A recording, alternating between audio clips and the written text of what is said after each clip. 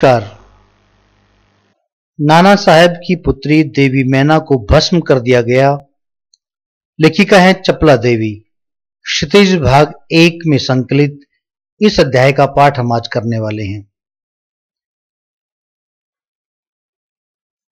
आइए चलते हैं इस अध्याय की ओर।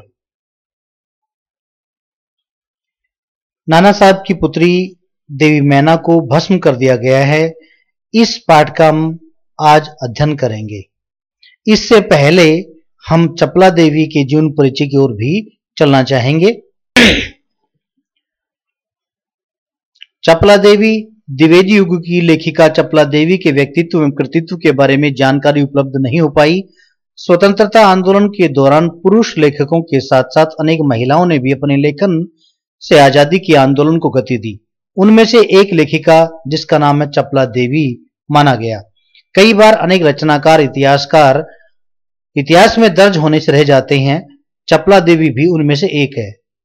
यह एक ऐतिहासिक सच्चाई है कि सन 1875 की क्रांति के विद्रोही नेता धुंधु पंत नाना साहब की पुत्री बालिका मैना आजादी की नन्ही सिपाही थी जिसे अंग्रेजों ने जलाकर मार डाला। बालिका मैना के बलिदान की कहानी को चपला देवी ने इस गद्य रचना में प्रस्तुत किया। यह गद्य रचना जिस शैली में लिखी गई उसे हम रिपोर्टाज का प्रारंभिक रूप कह सकते हैं। रिपोर्टाज जिसे अंग्रेजी में रिपोर्ट कह सकते हैं, रिपोर्ट से रिपोर्टाज शब्द बना है। देखिए यहां पर यह बात स्पष्ट करने का प्रयास किया और एनसीईआरटी द्वारा निर्धारित क्षितिज भाग 1 जो पुस्तक विद्यार्थियों के लिए निर्धारित की गई है उसमें यह भी बताने का प्रयास किया गया कि हिंदी साहित्य में कुछ ऐसे लेखक और लेखिकाएं भी हैं जो इतिहास के पन्नों में जिनका नाम दर्ज नहीं है और उन्होंने हिंदी साहित्य की श्रीवृद्धि करने का पूर्णतया प्रयास किया। चपला देवी उन्हीं में से एक है। जिस पाठ की हम बात करने वाले हैं वह रिपोर्टाज के प्रारंभिक रूप में हम इसको मान सकते हैं। मातृभूमि की स्वतंत्रता और उसकी रक्षा के लिए जिन्होंने अपने प्राण न्यौछावर कर दिए उनके जीवन का उत्कर्ष हमारे लिए गौरव और सम्मान की बात है। उस गौरवशाली किंतु विस्मृत परंपरा से किशोर पीढ़ी को परिचित कराने के उद्देश्य से इस रचना को हिंदू पंच के बलिदान अंक से लिया गया है।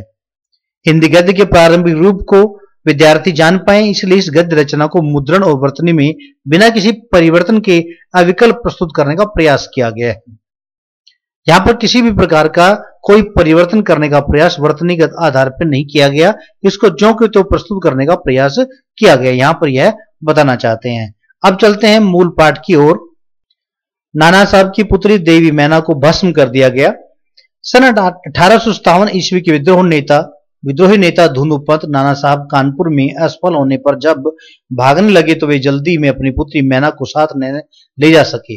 देवी मैना बिठूर में पिता के महल में रहती थी पर विद्रोह दमन करने के बाद अंग्रेजों ने बड़ी ही क्रूरता से उस निरीह और निरपराध देवी को अग्नि में भस्म कर दिया गया। उसका रोमांचकारी वर्णन पाषाण हृदय को भी बार द्रवीभूत कर देता है।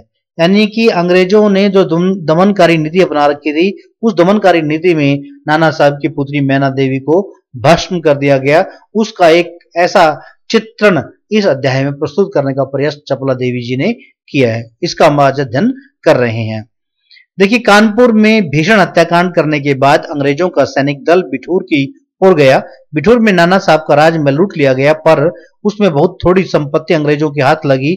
इसके बाद अंग्रेजों ने तोप के गोलों से नाना साहब का महल भस्म कर देने का निश्चय किया। सैनिक दल ने जब वहां तोपें लगाई उस समय महल के बरामदे में एक अत्यंत सुंदर बालिका आकर खड़ी हो गई। उसे देखकर अंग्रेज सेनापति को बड़ा आश्चर्य हुआ क्योंकि महल लूटने के समय बालिका वहां कहीं दिखाई नहीं दी। यानी कि इस गद्यांश में यह बताने का प्रयास किया गया कि अंग्रेजों ने हम भारतीयों पर बहुत अधिक जुल्म किए हैं और कानपुर के भीषण हत्याकांड के समय हमारे देश को, हमारे जगह जगह बड़े बड़े स्थानों को अंग्रेजों द्वारा बहुत अधिक लूटा गया और जिस समय उस सुंदर मकान को, भवन को लूटा जा रहा था, राजमहल को लूटा जा रहा था, उस समय वह बालिका जो मैना देवी थी वहां पर दिखाई नहीं पड़ी थी अंग्रेजों को। इसलिए अंग्रेज यहां पर आश्चर्य व्यक्त करते हुए दिखाए गए हैं। उस बालिका ने बरामदे में खड़े होकर अंग्रेज सेनापति को गोले बरसाने से मना किया।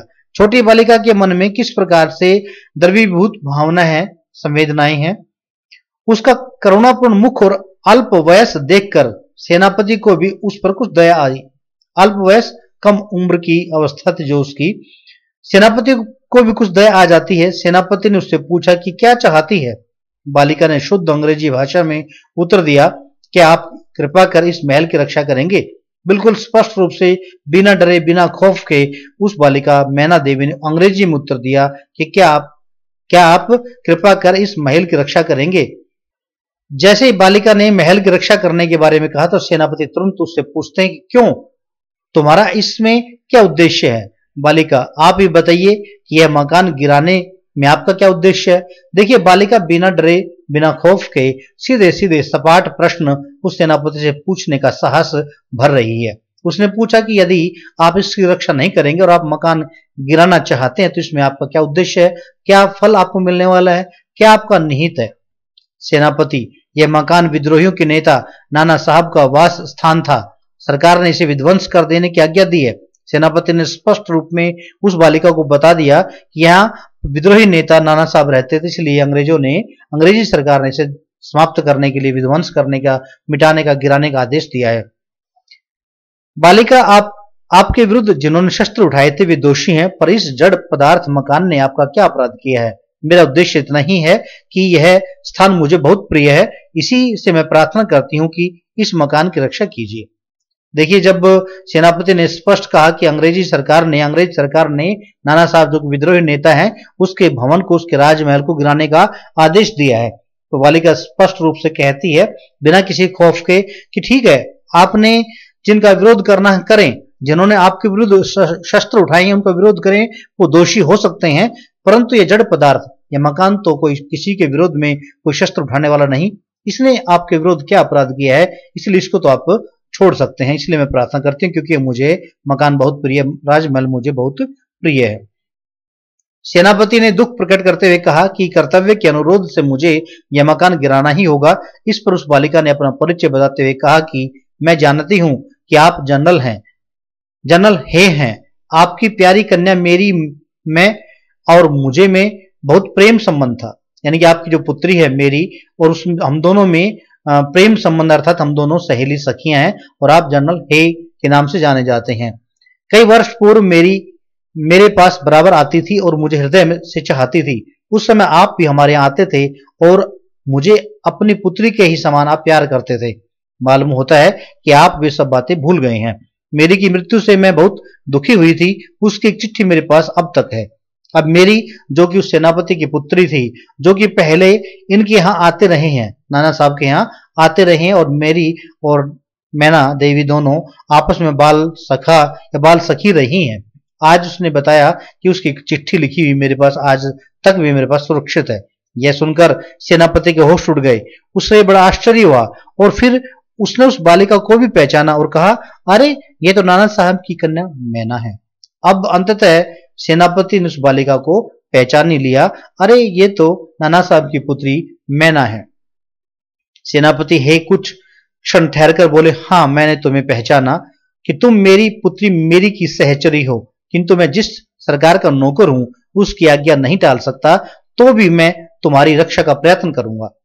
देखिए, यहां पर ये बताना चाहते हैं कि सेनापति अंग्रेज सरकार के यहाँ मुलाजिम है, उनका सेनापति है, और वो कहना चाहते कि मैं मेरी सरकार के विरुद्ध नहीं जा सकता, परंतु फिर भी मैं अपनी ओर से पूर्ण प्रयास करूंगा कि तुम्हारी रक्षा मैं कर पाऊं, क्योंकि तुम मेरी पुत्री मेरी की सखी रह चुकी हो।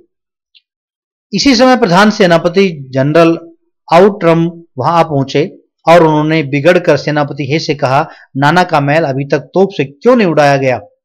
गुस्से में आकर जनरल आउटरम वहां आ जाते हैं और गुस्से में कहते हैं कि तभी तक तुमने नाना साहब के महल को बम से क्यों नहीं उड़ाया गया, तोप से क्यों नहीं उड़ा दिया गया। सेनापति हे ने विनयपूर्वक कहा, मैं इसी फिक्र में हूं, किंतु आपसे एक निवेदन है, क्या किसी तरह नाना का महल बच सकता है? क्या किसी तरह नाना का महल बच सकता है? इस प्रकार से सेनापति भी उस बालिका मैना की बात मान करके और अपने जो बड़े प्रधान सेनापति हैं उससे निवेदन करने का प्रयास करते हैं। आउटरम, गवर्नर जनरल की आज्ञा के बिना संभव नहीं। नाना साहब पर अंग्रेजों का क्रोध बहुत अधिक है। नाना के वंश या महल पर दया दिखाना असंभव है। अब बड़े सेनापति, प्रधान सेनापति ने मना करने का प्रयास किया, लेकिन फिर भी कहीं न कहीं हल्का सा भाव उनके मन में नजर आता है। यदि कुछ कोशिश की जा सकती है सेनापति हे, तो लॉर्ड कैनिंग गवर्नर जनरल को इस विषय का एक तार देना चाहिए। इस प्रकार से लॉर्ड कैनिंग गवर्नर जनरल तक इस बात को पहुंचाने के लिए एक तार का अभिप्राय यहाँ पर चिट्ठी पत्री तार वाला से है, जो पोस्ट ऑफिस में इस प्रकार से तार भेजे जाते थे, उस ओर संकेत यहाँ पर करने का प्रयास किया गया। आउटरम, आखिर आप ऐसा क्यों चाहते हैं? हम यह महल विध्वंस किए बिना और नाना की लड़की को गिरफ्तार किए बिना नहीं छोड़ सकते। सेनापति हे के मन में दुखी होकर वहां से चला गया। इसके बाद जनरल आउटरम ने नाना का महल फिर से घेर लिया। महल का फाटक तोड़कर अंग्रेज सिपाही भीतर घुस गए और मैना को खोजने लगे, किंतु आश्चर्य है कि सारे महल का कोना कोना खोज डाला गया, पर मैना का कहीं पता नजर नहीं आ रहा था। अब देखिए एक चित्र है यहाँ पर, और चपला देवी ने जो लिखने का प्रयास किया, यहाँ पर मैना देवी के संदर्भ में जो अध्याय हम जिसका अध्ययन कर रहे हैं, यहाँ पर एक अंग्रेज सेनापति दिखाई दे रहे हैं और यहाँ पर जो मैना देवी दिखाई दे रही है, जो इस प्रकार से वहां पर उस सेनापति और प्रधान सेनापति की बातें सुन रही है और बातें उनसे कर रही है। उस दिन संध्या समय लॉर्ड कैनिंग का एक तार आया, जिसका आशय इस प्रकार था।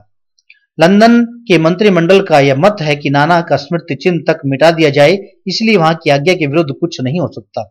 यानी कि सेनापति ने प्रयास किया और गवर्नर जनरल के पास पत्र भेजा गया, जिसमें निवेदन किया गया कि नाना साहब का महल ना गिराया जाए, लेकिन अब वापस उत्तर के रूप में दूसरा तार आ चुका है और आज्ञा मिली है कि उस भवन को, उस राजमहल को गिरा दिया जाए। उसी क्षण क्रूर जनरल आउटरम की आज्ञा से नाना साहब के सुविशाल राज मंदिर पर तोप के गोले बरसने लगे। घंटे भर में वह महल मिट्टी में मिला दिया गया। यानी कि जिस राजमहल को बचाने का प्रयास किया जा रहा था, वो महल घंटे भर में समाप्त कर दिया गया। उस समय लंदन के सुप्रसिद्ध टाइम्स पत्र में 6 सितंबर को एक लेख में लिखा गया कि बड़े दुख का विषय है कि भारत सरकार आज तक उस दुर्दांत नाना साहब को नहीं पकड़ सकी, जिस पर समस्त अंग्रेज जाति का भीषण क्रोध है।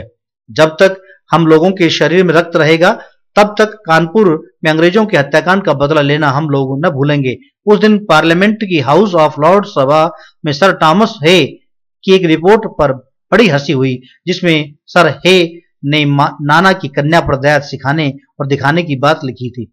हे के लिए निश्चय ही कलंक की बात है, जिस नाना ने अंग्रेज नर नारियों का संहार किया, उसकी कन्या के लिए क्षमा।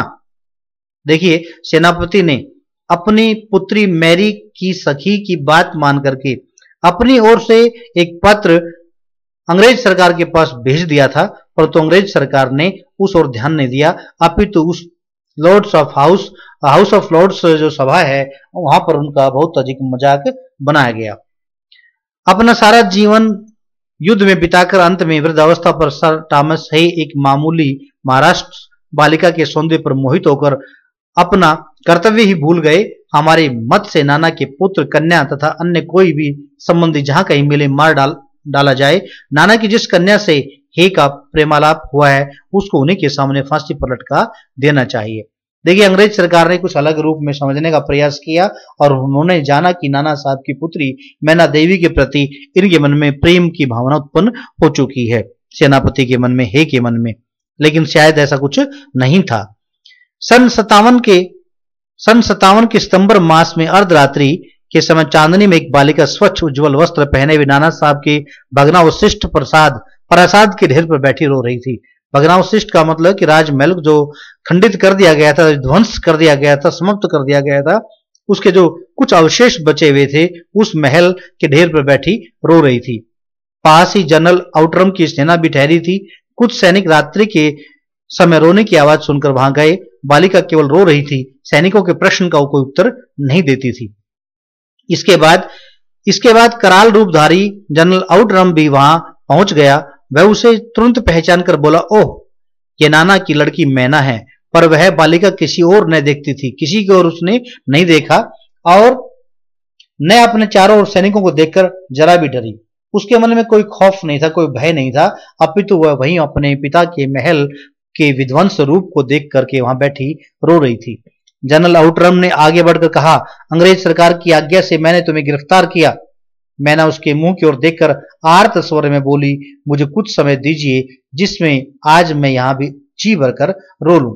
अपने पिता की जो शेष भग्नावशेष बचे हुए थे, खंडित राजमहल के जो अवशेष बचे हुए थे, उसके पास बैठकर वह वहां पर बैठकर कुछ समय व्यतीत करना चाहती थी, क्योंकि आत्मीयता उसके प्रति, उस भवन के प्रति अधिक थी। इसलिए मैना देवी ने कहा कि ठीक है, आप मुझे गिरफ्तार कर सकते हैं, परंतु कुछ समय मुझे देना आपको होगा जिससे मैं जी भरकर रो लूं।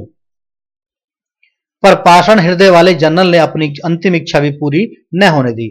उसकी अंतिम इच्छा भी पूरी न होने दी। मैना देवी की अंतिम इच्छा थी कि वह कुछ समय उस भवन के ऊपर या उस भग्नावशेष अवशेष के ऊपर बैठकर अपना दुख व्यक्त करना चाहती थी, परंतु उसे वह इच्छा भी उसकी पूरी नहीं होने दी गई। उसी समय मैना के हाथ में हथकड़ी पड़ी और वह कानपुर के किले में लाकर कैद कर दी गई। उस समय महाराष्ट्रीय इतिहास वेता महादेव चिटनवीस के बाखर पत्र में छपा था, कल कानपुर के किले में एक भीषण हत्याकांड हो गया। नाना साहब की एकमात्र कन्या मैना धधकती हुई आग में जलाकर भस्म कर दी गई। भीषण अग्नि में शांत और सरल मूर्ति उस अनुपमा बालिका को जलती देख सबने उसे देवी समझकर प्रणाम किया। यानी कि यहां बताने का प्रयास किया गया कि एक महान इतिहास वेदा, जिसे महाराष्ट्रीय इतिहास वेदा चिटनवीस नाम यहां दिया गया है, उसके पत्र में छपा था कि इस प्रकार से भीषण अग्निकांड हुआ, हत्याकांड हुआ। उस अग्निकांड और हत्याकांड में नाना साहब की एकमात्र पुत्री मैना देवी उसमें भस्म कर दी गई और उसकी मृत्यु हो गई। यहां पर इस अध्याय में चपला देवी जी ने बहुत सुंदर ढंग से रिपोर्टाज शैली में अपनी बात बताने का प्रयास किया कि किस प्रकार से नाना साहब की पुत्री को भस्म कर दिया गया और किस तरीके से उसकी मृत्यु के बाद लोग उसे देवी समझने का प्रयास करने लगे। आप अगली वीडियो में देखेंगे इस अध्याय की हम प्रश्न उत्तर की बात हम करेंगे और इस वीडियो को हम यहीं पर समाप्त करते हैं। धन्यवाद।